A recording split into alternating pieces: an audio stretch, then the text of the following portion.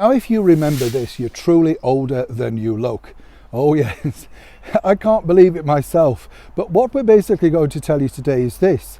If you've bought music over the years, and we all have, from vinyls, CDs, cassettes, what were the other ones called? 8-tracks, do you remember those that you put in your car? And they were huge, weren't they?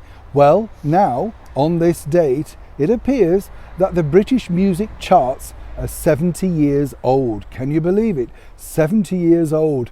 Now, I don't know about you, but I used to love rushing off to the record store, and I remember when Boots sold records, yes, that long ago. W.H. Smith's used to have its own record bar, and I'm not quite sure what the stores were in your part of the world, but it was a big treat, wasn't it, getting your pocket money and buying the record that you liked. But way back 70 years ago, it was this man that hit the very first number one, the debonair Al Martino with Here in My Heart. It went on to sell over 1 million copies. That's right, he became an international success, a huge pop star. This is long before Elvis Presley. Now, a lot of people look back and say, oh, I remember that, yes. Can you remember what number 2 was though? Ah, well, you see, if you've got a good memory, and we all have on this channel, haven't we? Of course we have. That's why we're watching. Joe Stafford was number 2 with I Belong to You.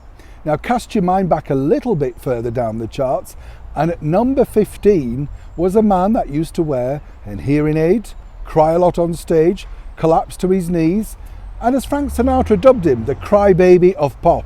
That's right, Johnny Ray. Walking Back to My Baby was number 15.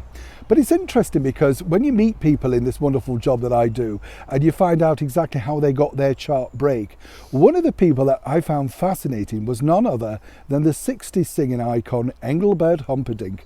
Who remembers Please Release Me?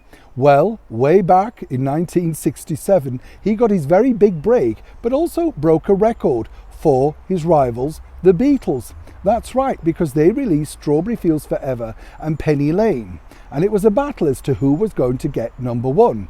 But really, it was all down to an appearance on the hit-rated TV show Sunday Night at the London Palladium, because another singer, a very much loved singer, Dickie Valentine, was booked to appear, but sadly was taken ill.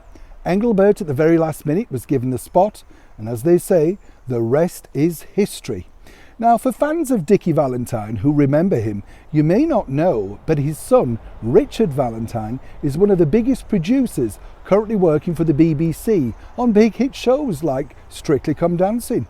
That's right, that's what he went into.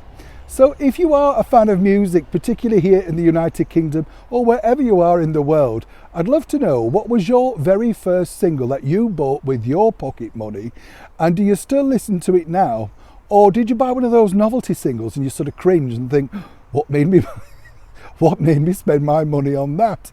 I think we all have those moments, don't we? I remember buying Queen, A Night at the Opera album from a market stall in Huddersfield. That's right, and it was all of £3.90, which was a lot of money back then. We're not talking the medieval times either, before you say that, but it's fascinating stuff, isn't it? Music really does transcend throughout all of our lives, and it's hard to believe that way back in 1952 the brilliant debonair and superb singer Al Martino hit number 1, and he had no idea truly what he started.